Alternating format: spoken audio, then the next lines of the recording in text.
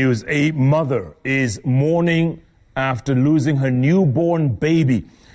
And she's pointing accusing fingers at two hospitals, St Teresa's Hospital in Kikuyu and Bellevue Hospital here in South C Nairobi. Now, Mercy Wangare is blaming St Teresa's Hospital for inducing labor at 7 months of pregnancy, and Bellevue Hospital for allegedly stopping the treatment of the preterm baby after she failed to pay her hospital bill. Now, Bellevue Hospital has detained the body of the infant and has even taken away Wangare's vehicle as collateral. Let's get more from our very own Purity Mwambia. So now I'm wondering, you are holding my baby, you are holding my logbook, you are holding my car. What is it that you want? We witnessed the commotion at Bellevue Hospital, South C, here in Nairobi. Here wewe ni mwanamke kama mimi. Najua hivyo. Nimelose mtoto wangu. Tulikuwa tunataka kumpumzisha leo. The hospital had detained a new mother, Mercy Wangare, and the body of her dead newborn baby. Niko na uchungu wa mtoto wangu. Niko na uchungu wa mtoto wangu. It's not fair. It's not fair. Sio fair. Niko na uchungu. Kwanza venye mtoto wangu amekufa naambiwa like 30 minutes. Bellevue Hospital was owed 650,000 Kenyan shillings. Wangare decided to use her logbook as a surety. But that was not enough.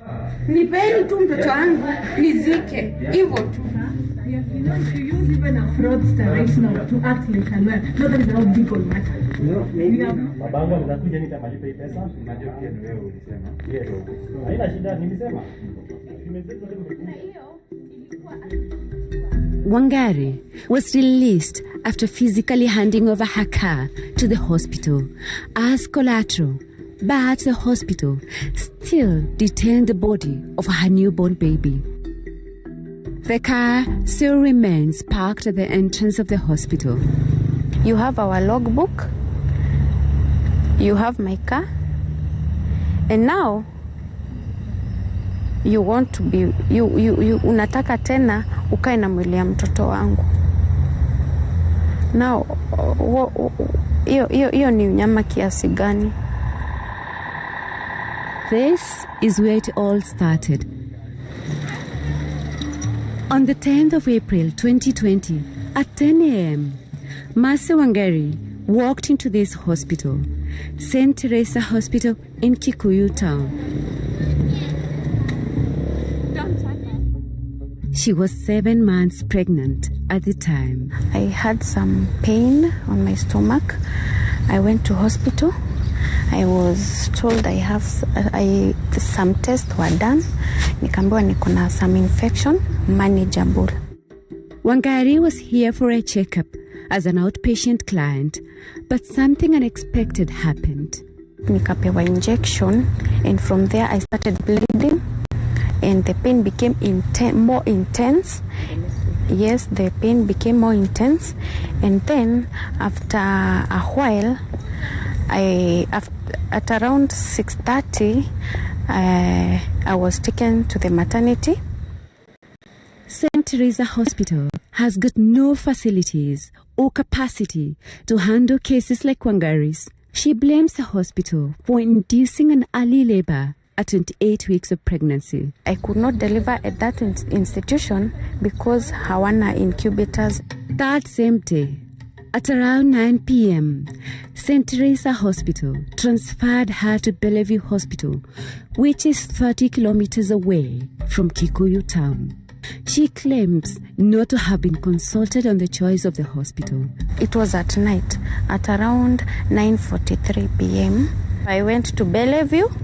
I delivered a baby boy, and he was akawekwa kwa NICU, and amekuwa hapo for 22 days. Everything had developed, but the lungs, we needed some time for them to develop, and that is normal for every preterm. So he was put on oxygen. Nilikuwa nimemuita Tyrell Mufasa Otieno. Tyrell means a warrior. Yeah, that is what my son was, a warrior. Terry was put in an incubator. Bellevue, too, claimed not to have the capacity to handle the baby. 2 nurses were hired from Pumwani Maternity Hospital at Wangare's cost. 12 hours ilikuwa 4,000. Na au nurse walikuwa wawili, moja alikuwa anafanya 24 hours, huyu mwingine anakuja tena 24 hours hivyo. So if nikicalculate 12 hours 4,000 for a day, jo alikuwa nakanae hadi usiku, that is 8,000. The bill kept on escalating. Wangare was not able to keep up with the bill, and a relative was called by the hospital. Wherever you are, kindly come now to the hospital, please. But Please. can you help them first? I'm going to pay everything. That's the problem. The hospital has a lay down protocol, and by we don't want to breach. The process is that we don't have problem with helping the patient. That's why we have delivered and the baby is well doing. So whatever now it is where we reach now, the hospital can't continue more. The deposit will be available by Tuesday. I told you that. No, Tuesday, the hospital can't. Yeah. It is not possible for the hospital on Tuesday, please. Come Tuesday, the bill was not settled. After one day, my baby's state deteriorated, and the doctor came to me, akaniambia, at this point, there's nothing we can do. The baby died on the 2nd of May, 2020, 22 days after birth. I was there with my husband. The nurse called us, akatuambia, we have lost the baby.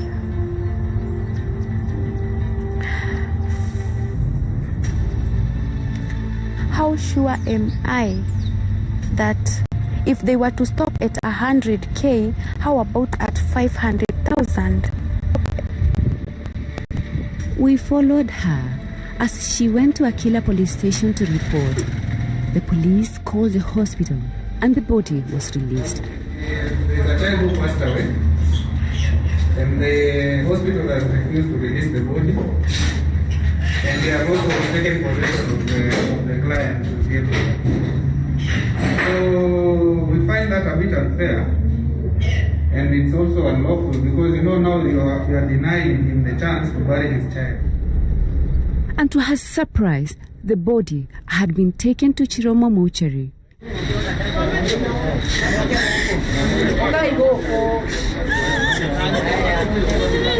In normal circumstances, the morgue can only receive the body if it is accompanied by the police or by a relative.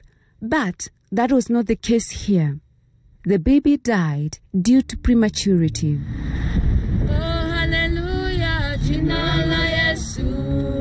Terrell was buried at the Langata Cemetery.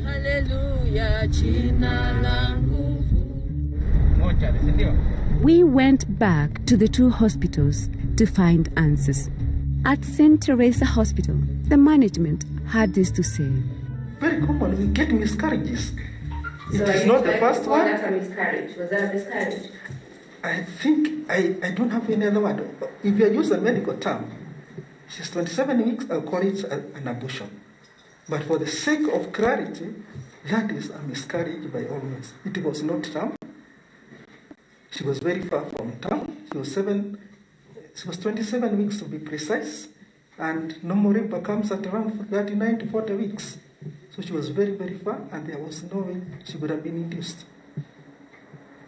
According to gynecologists, a baby born at the age of 28 weeks is referred to as a preterm baby, and a baby can be saved if born at 7 months and weighing 1.3 kilograms.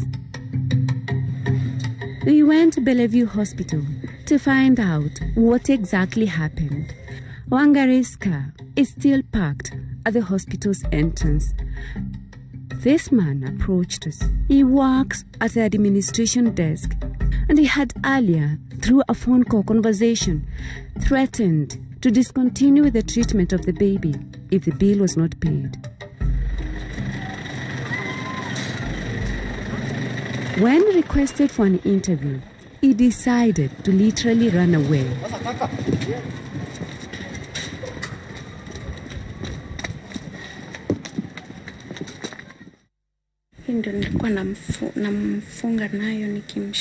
As Wangare returns back home, she admires the clothes of her baby, clothes that now remain sub-waist. And her hope is that someday she'll get justice. St Teresa, hamkunifanyia haki. Sana, you wanted me to deliver at your facility, knowing very well tuliwork na nyinyi from first nikiwa 2 months pregnant. So they knew my journey. So they knew I was 7 months pregnant, and yet walinipeleka kudeliver, and yet they knew mtoto wangu hajafika, wakijua hawana facilities. Bellevue, harassment, mtastop medication. Haikuwa fair because mtoto wangu alikuwa innocent. Purity Mwambia, Citizen TV. My goodness, Purity, what a touching story, huh? Yeah.